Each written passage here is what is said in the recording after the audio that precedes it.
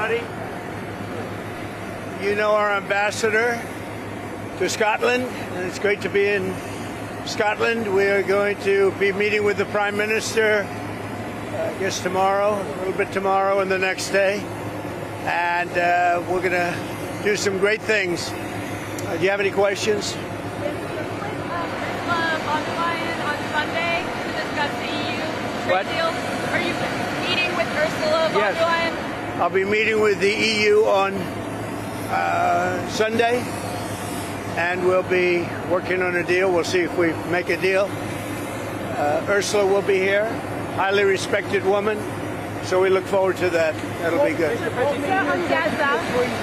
What media executives are you meeting with while you're here? We'll have numerous executives that we're meeting with. We're going to be meeting with a lot of people. A lot of people. We'll be staying at Turnberry, and then we're going to Aberdeen, which is the oil capital of Europe, actually. Mr. President, can you explain what is missing in the UK deal that you have to work out? Nothing. We I think it's more of a celebration than a workout. It's a great deal for both.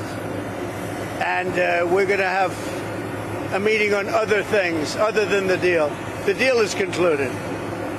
So on Gaza, French President Emmanuel Macron just said that France will officially recognize the Palestinian state. What's your comment on Well, that's what he does. I mean, you know, that's fine if he does that. That's up to him. It's not up to me. I'm with the United States. I'm not with France. And about the humanitarian situation in Gaza, we hear very dire warnings about. I think it's terrible what happened with Hamas. They tapped everybody along, and we'll see what happens. We'll see what response Israel has to that. But it's getting to be that time. On the EU deal, you said there's a 50-50 chance of a deal. What is left to work out? What are the final 6 points? With the European Union, I think we have a good 50-50 chance. That's a lot. What are the sticking points that you Well, I don't want to tell you what the sticking points are, but the sticking points are having to do with maybe 20 different things. You don't want to listen to all of them. Yes? What advice are you going to have for our Prime Minister about free speech? It's very important to people here. Well, it is, but I like your Prime Minister. He's slightly more liberal than I am, as you've probably heard, but he's a good man. He got a trade deal done. And, you know, they've been working on this deal for 12 years. He got it done. It's a good deal. It's a good deal for the UK. So, no, I'll be seeing him tomorrow, I guess, tomorrow evening. And this is our wonderful ambassador, as you know. He's doing a good job. He's a very, very successful man. He'll be doing a good job. The Royal and Ancient says you're going to have to Is that something you're going to ask the British Prime Minister for help? The best course anywhere in the world is Turnberry. The players all want to be at Turnberry.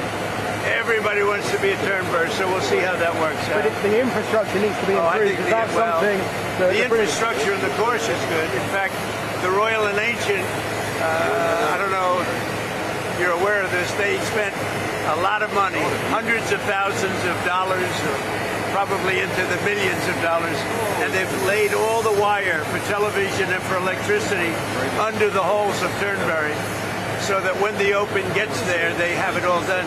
They paid for that. But we're talking about roads, the railway station, that sort of thing. That seems like a bigger thing. I don't know what you can do. All I can tell you is that it would be the best place anywhere in your country to have. There's no place like it. There's no place like Turnberry. It's the best, probably the best course in the world. And I would say Aberdeen is right up there also. Aberdeen's great. And while we're here, I'll be with my son, and he's going to cut a ribbon for the second course at Aberdeen, which is just about equal to the first. I mean, it's going to be a battle. You know, it's, as you know, they're very highly rated. And the second course is great. Sean Connery helped get me the permits. If it weren't for Sean Connery, we wouldn't have those great courses. Were you briefed on your name appearing in the Epstein files ever? No, I was never. What are you hoping Todd Blanche interviewing Ghislaine Maxwell? What are you hoping that they get out of that? I really have really nothing to say about it. She is being talked to by a very smart man, by a very good man, Todd Blanche. And I don't know anything about the conversation. I haven't really been following it. A lot of people are asking me about pardons. Obviously, this is no time to be talking about pardons. But a lot of people have asked about pardons. This is just not a time to be talking about pardons. Todd will come back with whatever he's got. You're making a very big thing over something that's not a big thing.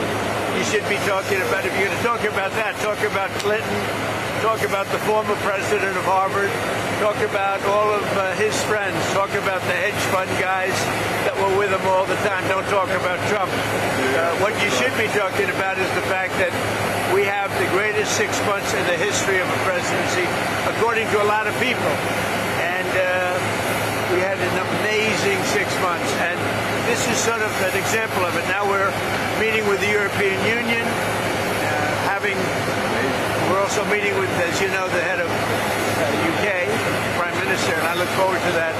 But we're meeting, in terms of a deal, we're meeting with the European Union, and that would be actually the biggest deal of them all if we make it. Did you ask House Republican leaders to not vote on the resolution about I was never involved in that. I'm focused on making deals. I'm not focused on conspiracy theories that you are. I watch you people, it's so sad. You ought to talk about the success of our country instead of this nonsense you talk about over and over again. You've done an amazing job on illegal migration. A lot of people here are very worried about the situation. It's record numbers. Well, I say two things to Europe. Stop the windmills.